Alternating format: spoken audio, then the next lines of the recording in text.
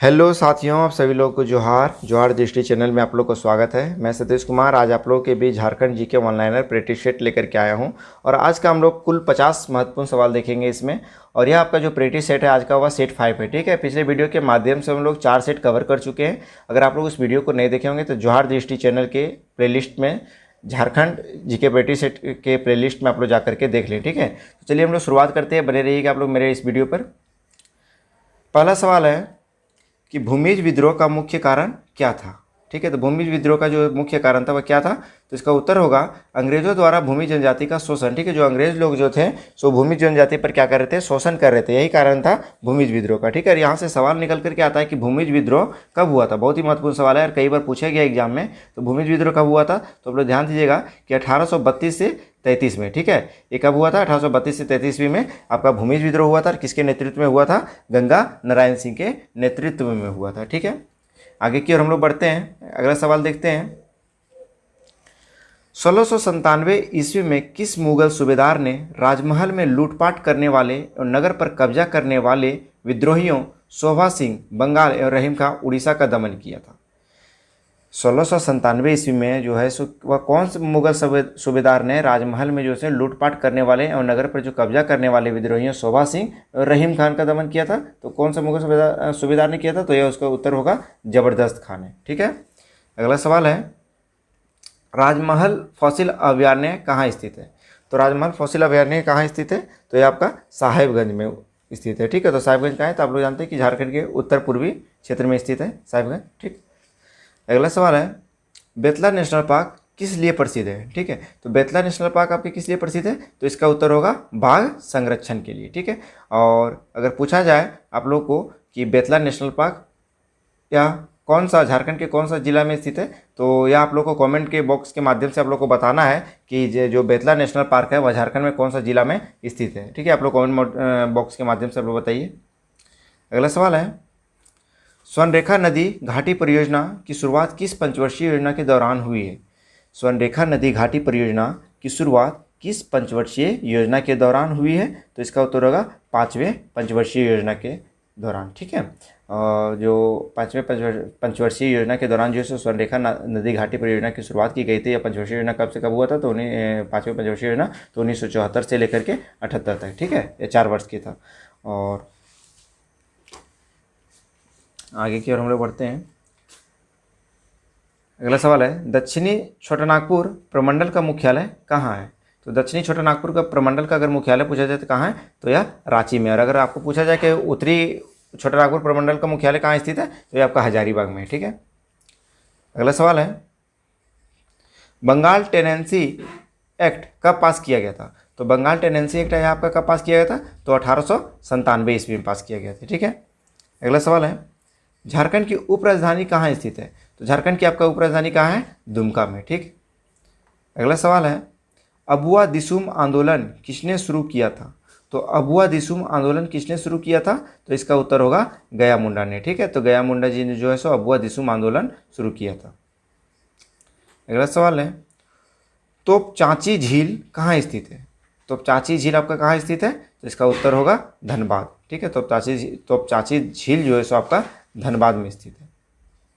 अगला सवाल है झारखंड के प्रथम राज्यपाल कौन है। तो झारखंड के प्रथम राज्यपाल कौन है, तो यह प्रभात कुमार।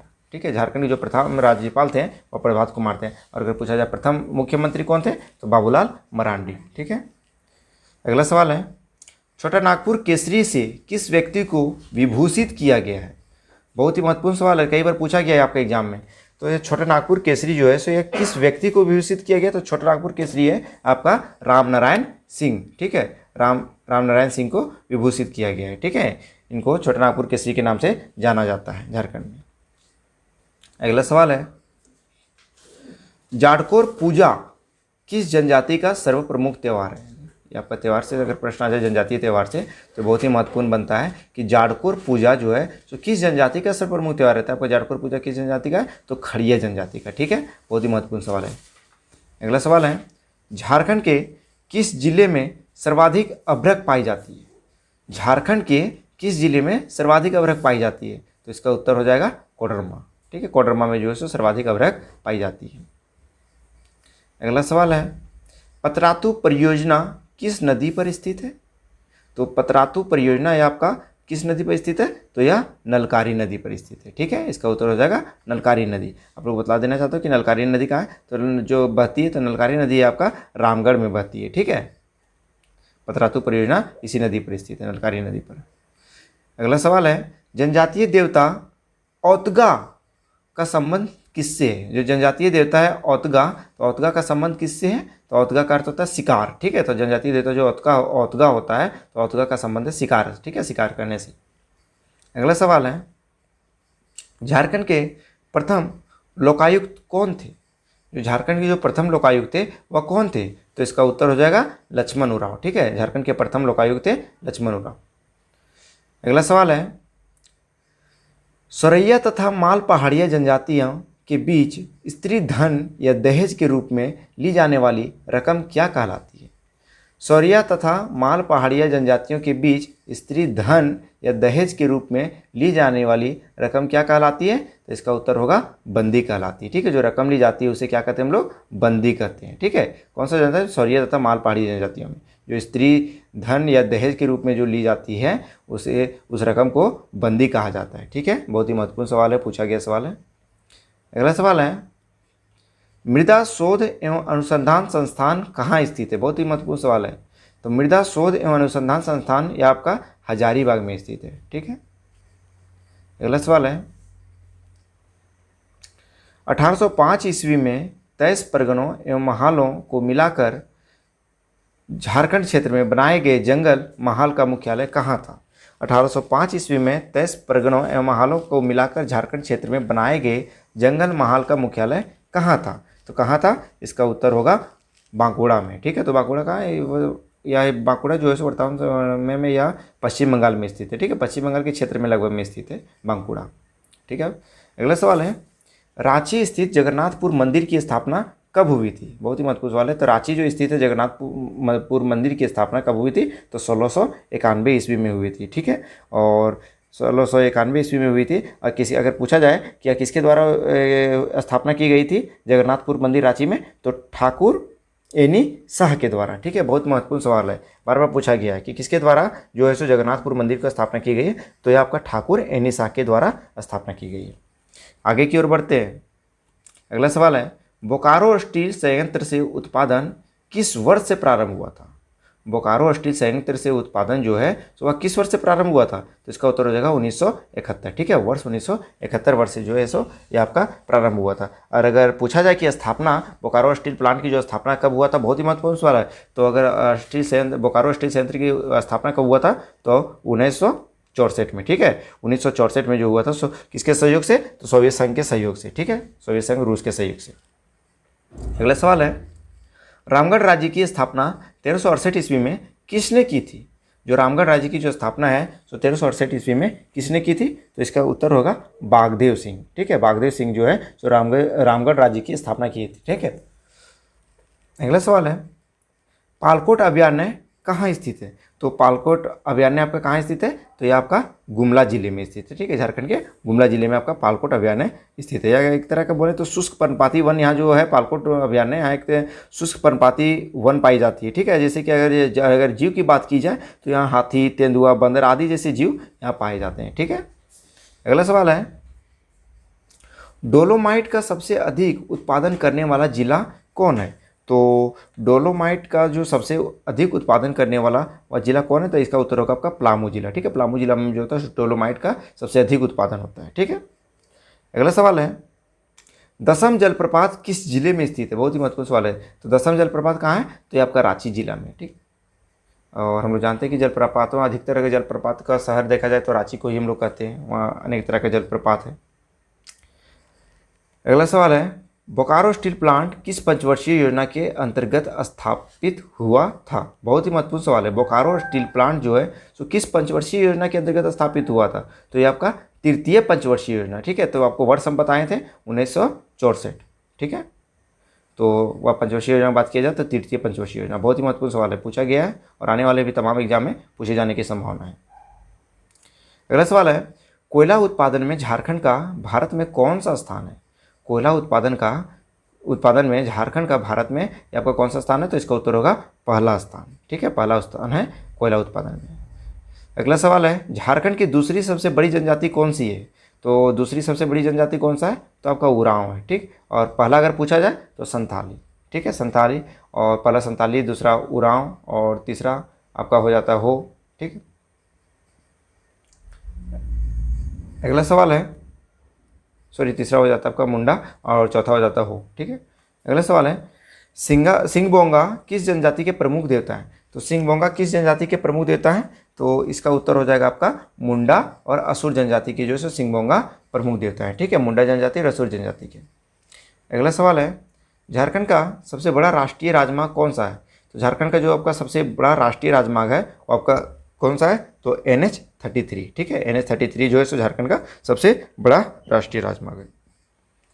अगला सवाल है, झारखंड का कुल क्षेत्रफल कितना हेक्टर है? तो झारखंड का कुल क्षेत्रफल कितना हेक्टर है? तो लगभग 7.9 मिलियन हेक्टर। ठीक है, यहाँ पर झारखंड का कुल क्षेत्रफल है। अगला सवाल है, 2017 ईस्वी में धनबाद में स्थापित विश्वविद्यालय का क्या नाम है? तो 2017 ईस्वी में जो धनबाद में जो स्थापित हुआ था विश्वविद्यालय का, वो क्या नाम है उनका? तो विनोद बिहारी महतो विश्वविद्यालय। ठीक है, कहाँ है? तो धनबाद में स्थित है। कब स्थापित हुआ था? तो 2017 में स्थापित हुआ था। बहुत ही महत्वपूर्ण सवाल है, आप लोग इस पर विशेष ध्यान दीजिएगा। आगे की ओर हम लोग बढ़ते हैं। मुगल काल में झारखंड को क्या कहा जाता है? तो मुगल काल में हम लोग झारखंड को क्या कहते हैं? तो मुगल काल में झारखंड को हम लोग खुखरा प्रदेश कहते हैं। ठीक है, तो मुगल काल में हम लोग क्या कहते हैं? खुखरा प्रदेश।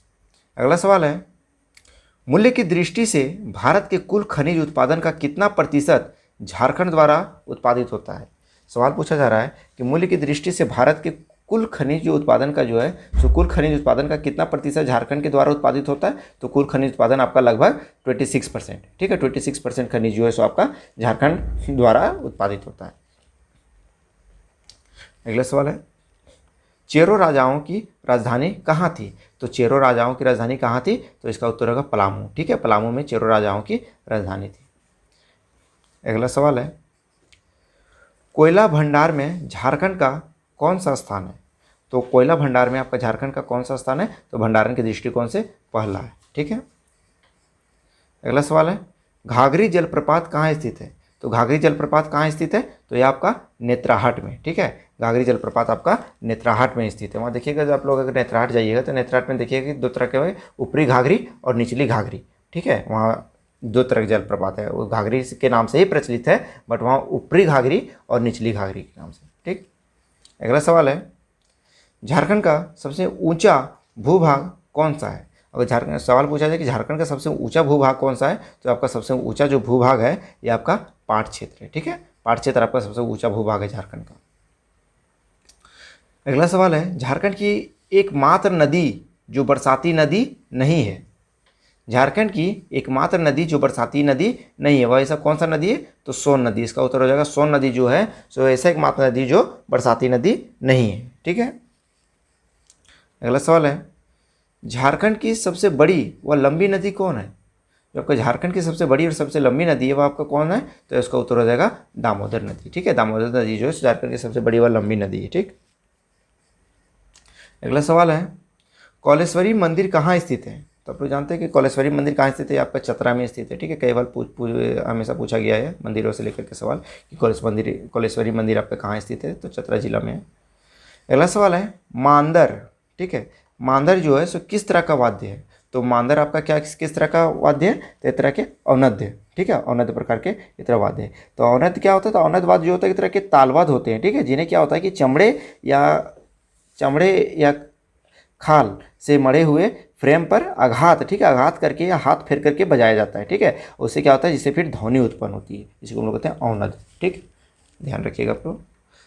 आगे की ओर बढ़ते हैं। सवाल पूछा जाए, छऊ नृत्य का जन्म कहाँ हुआ था? तो बहुत महत्वपूर्ण सवाल है। तो छऊ नृत्य का जो जन्म हुआ था कहाँ हुआ था? तो सरायकेला में हुआ था। ठीक है, छऊ नृत्य के बारे में हम लोग तो जानते हैं कि जो यूनेस्को धरोहर में से शामिल किया गया है छऊ नृत्य को। अगला सवाल है, वर्तमान में झारखंड राज्य में कुल कितने प्रमंडल हैं? वर्तमान में झारखंड राज्य में कुल कितने प्रमंडल है? तो कुल कितने प्रमंडल है? तो आपका यह 6 प्रमंडल है। ठीक है, इसका उत्तर हो जाएगा 6। अगर सवाल पूछा जाए कौन कौन सा, तो आप लोग को ध्यान में रखना है कि जैसे कि उत्तरी पहला आपका हो गया उत्तरी छोटा नागपुर, दूसरा दक्षिणी छोटा नागपुर, तीसरा पलामू, और चौथा संथाल परगना, और छठा आपका कोल्हान। ठीक है, आप लोग ध्यान में रखिएगा। उत्तरी छोटा नागपुर, दक्षिणी छोटा नागपुर, पलामू हो गया, संथाल परगना हो गया, और कोल्हान हो गया।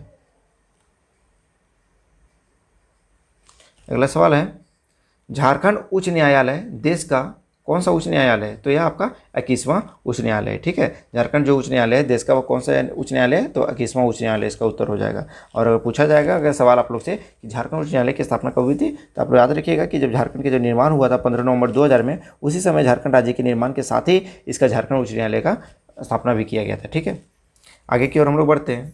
अगला सवाल देखते हैं, झारखंड का जो सबसे बड़ा संसदीय क्षेत्र है वो आपको कौन सा है? तो झारखंड का आपका सबसे बड़ा संसदीय क्षेत्र है आपका पश्चिमी सिंहभूम जिला है। ठीक है, और सबसे बड़ा संसदीय क्षेत्र आपका पश्चिमी सिंहभूम जिला।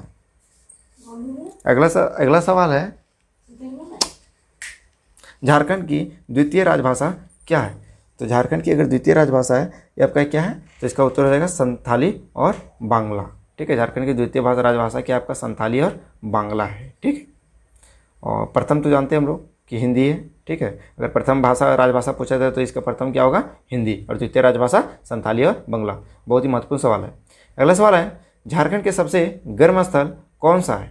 तो झारखंड के सबसे गर्म स्थल कौन सा है? तो यह इसका उत्तर हो जाएगा आपका जमशेदपुर। ठीक है, झारखंड के सबसे गर्म स्थल है कौन सा है? जमशेदपुर सबसे गर्म स्थल। और ठंडा स्थल अगर पूछा जाए तो ठंडा स्थल आप लोग बोलिएगा नेत्राहाट। ठीक है, अगला सवाल है, रजरप्पा किन नदियों के संगम पर अवस्थित है? बहुत ही महत्वपूर्ण सवाल है। तो रजरप्पा जो है सो किन नदियों के संगम पर स्थित है? तो आपका दामोदर और भेरा नदी। कहाँ है? तो ये आपका रामगढ़ में बहती है। ठीक है, दामोदर और भेरा नदी के संगम पर आपका रजरप्पा जो है सो रजरप्पा मंदिर स्थित है। ठीक है, तो इस तरह के आज हम लोग कुल 50 महत्वपूर्ण सवाल आज हम लोग देख लिए इस सेट का। तो चलिए, इस वीडियो अगर आप लोगों को पसंद आए तो चलिए अपने साथियों के साथ, अपने दोस्तों के साथ शेयर कीजिएगा और लाइक कीजिएगा, और मेरे इस चैनल को सब्सक्राइब कीजिएगा। चलिए, आप लोगों को बहुत बहुत धन्यवाद।